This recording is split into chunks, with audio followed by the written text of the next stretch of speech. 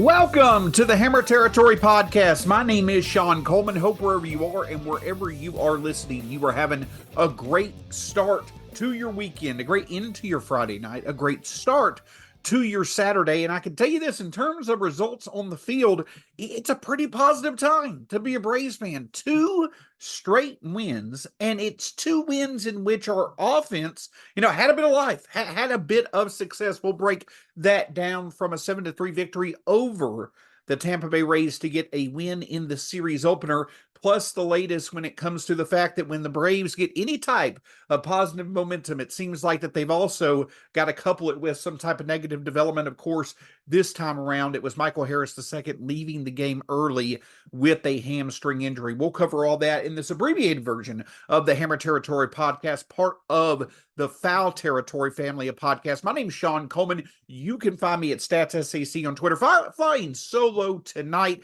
It was great to be back with Stephen Tolbert last night. Make sure you check out all the podcasts that we've done this week. Both Brad Rowland and Scott Coleman will be back on Sunday. But hey, there's some fun things to talk about as we started off this series against the Rays, and to, kind of set the scene a bit. This is something that me and Steven talked about. We talked about the fact that, Thursday was such a needed win for this Braves team. And the way that they went about doing it was needed as well.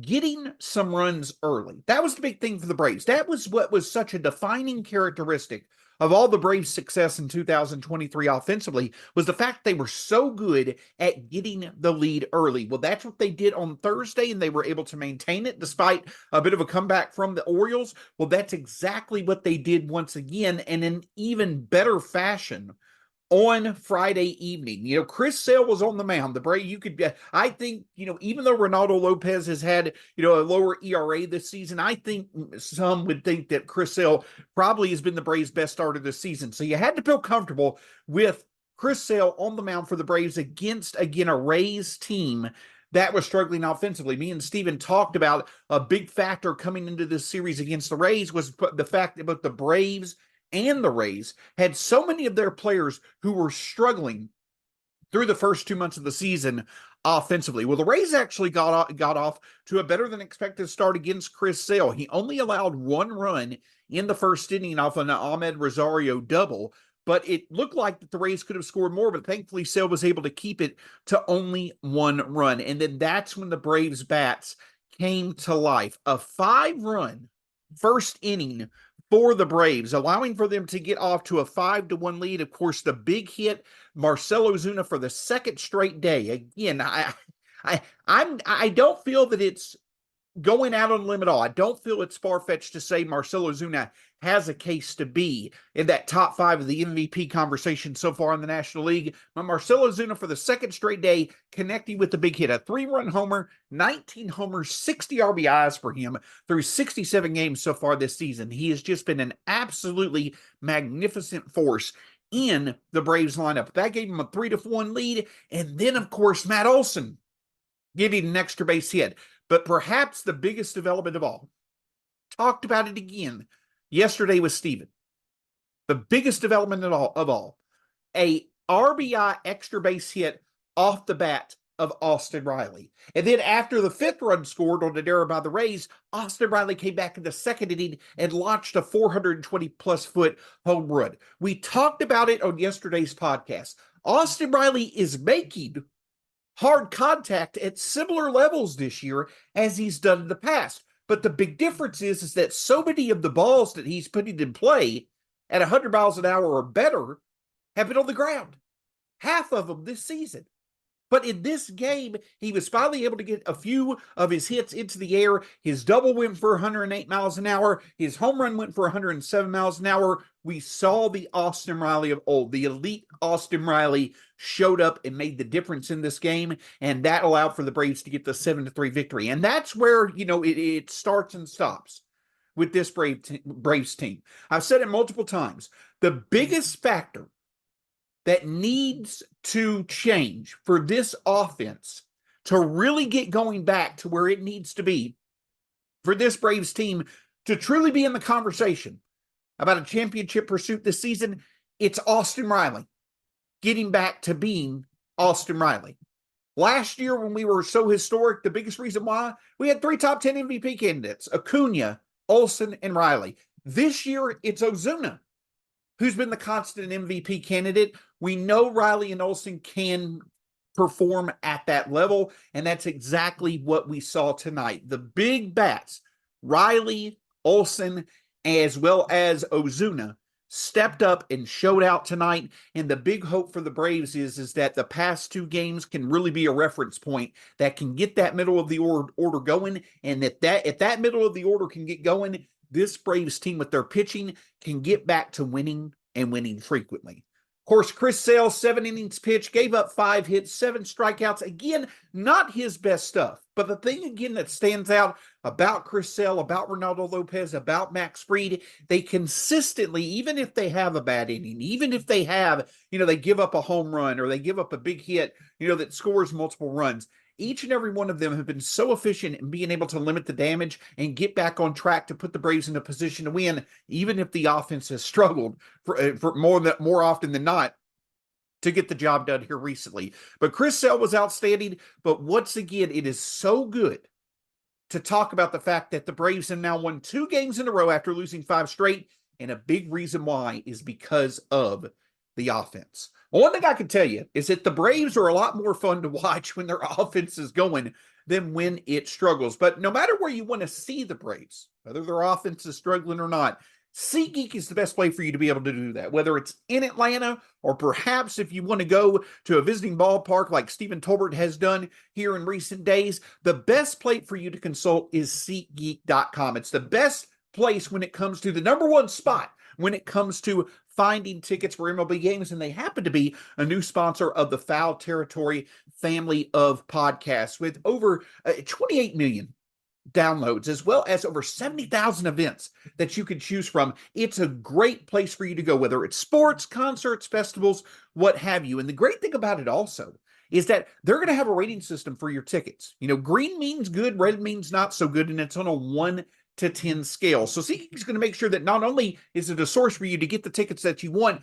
but it's also going to let you know about the quality of tickets as well. And the other great thing is that if you go there now and you use the promo code HAMMER, you'll get $20 off your first order from SeatGeek. That's using the promo code HAMMER, using 20, and you'll get $20 off your first order from SeatGeek. Make sure you check out SeatGeek today to get your latest tickets when it comes to whatever sporting event, concert, festival, what have you. Make sure you check out SeatGeek for whatever tickets you want to enjoy. Without a doubt, as I mentioned, when it comes to Austin Riley, he truly gave a needed boost to the Braves lineup in this big win over the Rays on Friday night. But if you want a big boost to your day when it comes to better nutrition, I cannot stress enough how much you should include in your day AG1 supplement. Eric Kratz here from FT. I'm a former athlete that really pays attention to his routine. And AG1 every morning before my workouts is something that gets my day going. Hey, Braun here. AG1 is a foundational nutrition supplement that delivers daily nutrients and gut health support, and it's backed by multiple research studies so you can trust what you're putting in your body. Unlike other products which only test their ingredients in isolation, AG1 tests their formula as a whole. Ready for this stat? 97% of people in a research study felt more energy after 30 days of drinking AG1. If I had to recommend one product to support whole body health, it's AG1, and that's why FT is excited to have them as a new partner. Starting your journey with AG1 is a win. Try AG1 and get a free 1-year supply of vitamin D3, K2, and 5 free AG1 travel packs with your first purchase at drinkag1.com/foul. That's drinkag1.com/FOUL. Go check it out, FT fam.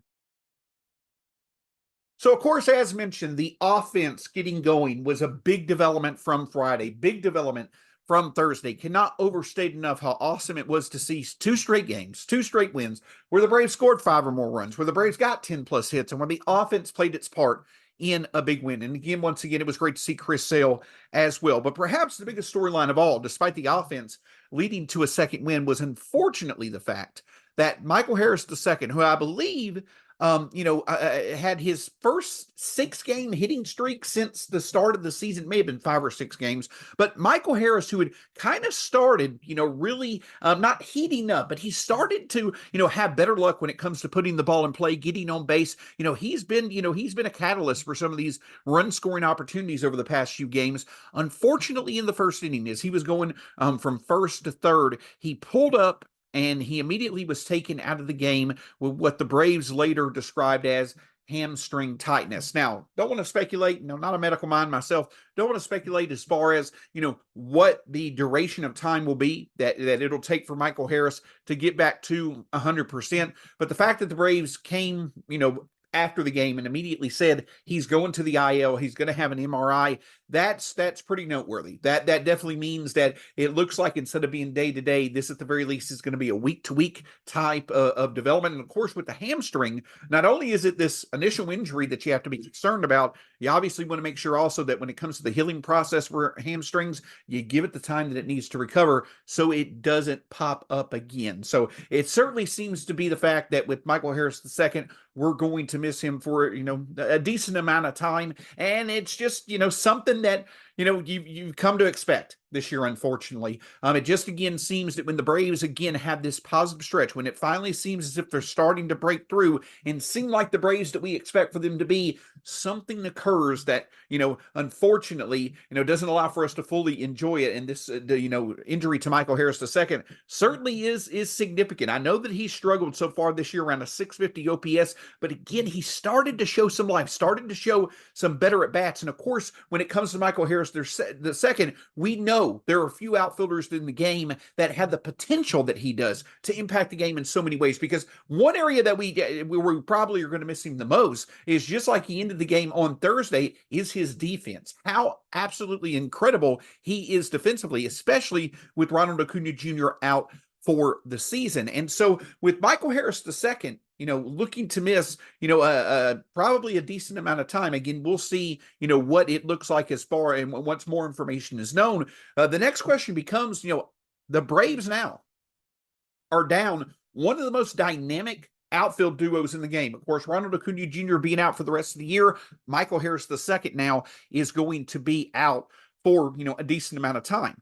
But the thing that I'll say is this, is that when it comes to a defensive perspective, I would say that Michael Harris II is probably harder to fill. It's probably harder to fill his void than it is Ronald Acuna Jr. I'm not saying that, I feel Ronald Acuna Jr. is the second best defender, on this team after Michael Harris II. But my point is that now that you're without Michael Harris II, yeah, logically, you would think about putting Jared Kelenic out in center field. He's played good defense in left field, made a great catch tonight or on Friday night against the Rays. But the thing that I'm getting at is, you think that he would be a natural fit in center field, and that's likely the direction the Braves are going to go. And I would anticipate Kelenic can handle center field just fine, for however long Harris II is out. But my point is that you don't have, a long track record of Kelenic being out in center field. And some of the, advanced numbers, don't suggest that he's just absolutely outstanding out in center field. I know that Adam Duvall has, had a history of playing center field, especially for the Braves.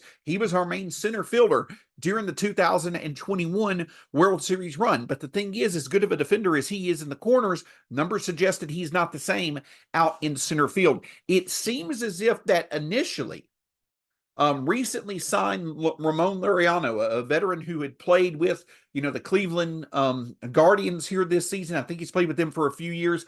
He previously was with the Oakland Athletics. He's not done much at the MLB level, especially when it comes to offense or just overall in recent years. But he was reportedly removed from the Gwinnett Stripers game this evening. It seems like that was, correlated with what had occurred to Michael Harris II. So while no move was officially announced, it seems like Ramon Laureano, who the Braves, again, in recent weeks had signed to a minor league deal when Ronald Acuna Jr. went down with his injury, it seems like that he could be the name that will be called up to Atlanta when Michael Harris II is officially put on the IL. But with him coming up, he's not someone that you instantly would comfortably put into the lineup. I would anticipate, you have JP Martinez, you have Brian Anderson. I would anticipate that you're likely going to see Adam Duvall continue to be mostly an everyday player out, in either left or right field. You're going to see Jared Kelnick definitely be an everyday player in center field. And then you're going to see some variation of JP Martinez,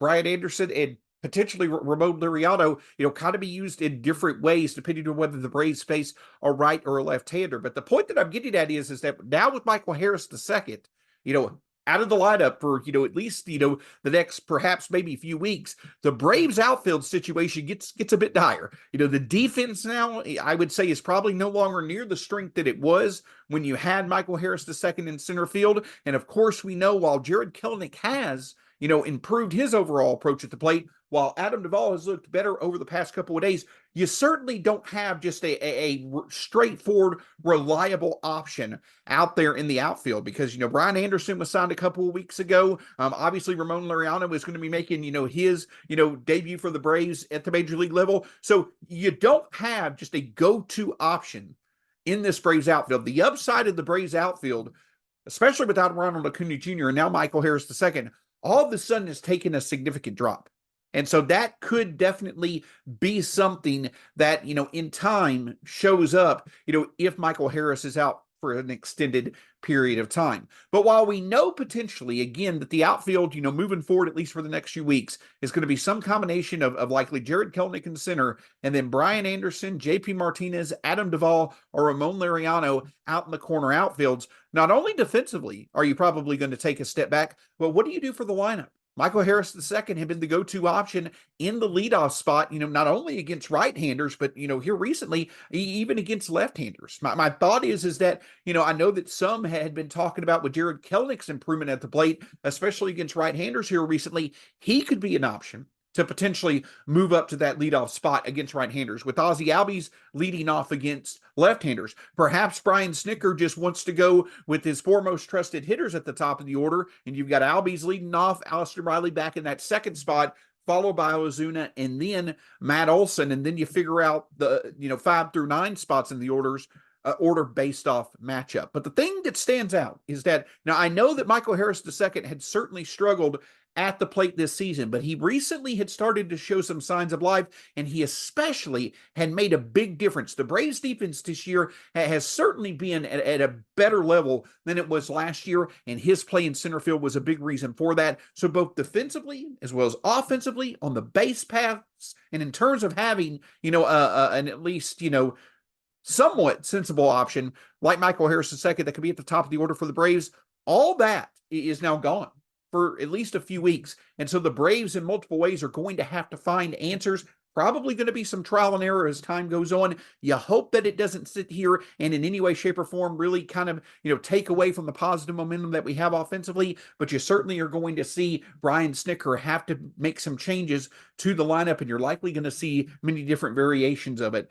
over, in the near future, maybe over the next few weeks, but in the near future, you're probably going to see a lot of lineup shuffling based off who the Braves are facing. So, I know there's not a lot of information to go with. A lot of this, do certainly want to point out that a lot of this is speculative, just talking about, the different ripple effects that'll come from Michael Harris II's injury. You hope that he's back as soon as possible, and you hope that he's good as new, and perhaps from there, he'll be able to get going offensively, like we're used to seeing him do that. But in the near future, it's going to be very interesting, not only how the Braves juggle their lineup, and juggle their lineup in terms of where the outfielders will hit, but also how they'll juggle the positioning of their outfielders in terms of who plays in the corner, along with likely Kelnick in center field. So a lot to certainly sort out with the fact that Michael Harris II is going on the injured list. But what we do know is that Charlie Morton will be on the mound on Sunday. The Braves will be looking to get their third straight win,